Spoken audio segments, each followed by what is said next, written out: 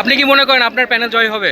আমার প্যানেল, আমি দৃঢ় বিশ্বাস আমার প্যানেল জয় হবে। আমি জয়ী হব কিনা সেটা মূল কথা না, আমি চাবো আমার প্যানেল জয় হোক। কিন্তু আমার প্যানেল একটি যোগ্য প্যানেল, এই প্যানেল পাশ করে আসলে যে এই শিল্পী সমিতির জন্য, শিল্পী সংস্থার জন্য কাজ করবে। কিন্তু এর আগে তো আপনি বিপরীতে ছিলেন এবং এটা নিয়ে আপনি অনেক নিপুণের বিষয়ে অনেক বিষয়ে কথা বলেছেন। হ্যাঁ, গতবার আমি কিন্তু জায়েদ প্যানেলে ছিলাম না, আমি নির্বাচন কমিশনার ছিলাম। হ্যাঁ, সেই হিসেবে আপনি বিতর্কিত মন্তব্য করেছিলেন। বিতর্ক মন্তব্য চুমু নিয়ে কথা বলছেন। হ্যাঁ হ্যাঁ বলি, হ্যাঁ। সেদিন নিপুণ অভিযোগ দিয়েছিল যে আমি তাকে চুমু খেতে চেয়েছি, কিন্তু নিপুণ কিন্তু বলেছে যে সে আসলে কি খেয়েছিলেন? আচ্ছা আমি বলি আপনাকে, নিপুণ কি বলেছে, যে অভিযোগ করেছে, যে অপরাধী তাকে তো সে তো বলবে আমি অপরাধ করিনি। আমি বলেছি প্রথম থেকে যে আমি এটা দিতে চাইনি, কিন্তু আমার কথা বলাটা কিন্তু সঠিক না।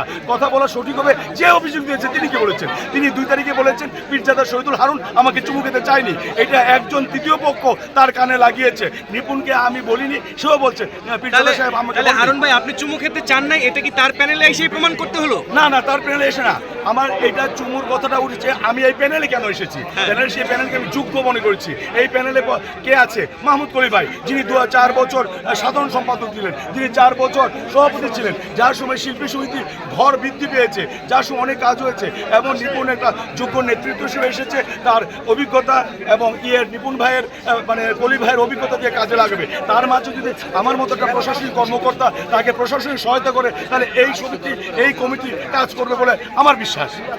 ভাই ওই যে নিপুণের যে অভিযোগ, চুমুর মতো প্রসঙ্গ, আপনারা জানেন আজকে ভাইরালের যুগ।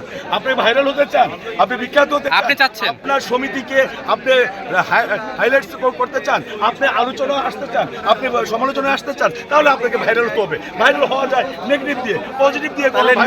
ভাইরাল হওয়ার জন্য এটা করছেন আপনি করেছিলেন। যিনি তৃতীয় পক্ষ বলেছিলেন, তিনি নিজে ভাইরাল হওয়ার যে সে নিপুণকে ভাইরাল করে দিয়েছিল, সে আমাকে ভাইরাল করে দিয়েছিল।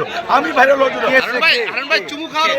এখন বলবে না, সে ওই প্যানেলে দাঁড়িয়েছে এক মহিলা, তার নাম এই মুহূর্তে বলবে না, প্যানেল থেকে তাকে বহিষ্কার করা হয়েছে। তার নাম পরবর্তীতে ফেল হলে নিপুণ বলবে। আচ্ছা হারুন ভাই, ওইটা চুমু খাওয়ার অভিযোগের কারণে পরিবারে কোনো ঝামেলা হয়েছিল আপনার? পরিবার তো আমাকে চেনে ভাই, পরিবার তো আমাকে চেনে, নাহলে তো আমার সাথে 35 বছর সংসার করবে না। আমার ছেলে আমাকে চেনে, আমার চরিত্র কেমন, আমার এটা নিয়ে পারিবারিকভাবে আমার কোনো বিভেদ ঘটে নাই। তারা জানে, এবং তারা জানে একটা, যেহেতু পীর বংশের ছেলে আমি, আমার বাবা পীর ছিলেন, আমার দাদা পীর ছিলেন, যে সত্য প্রকাশ পাবি। আমি সত্য প্রকাশ করার জন্যই কিন্তু এটা করছে, এটা করে আমি জানি প্রকাশ পাবি।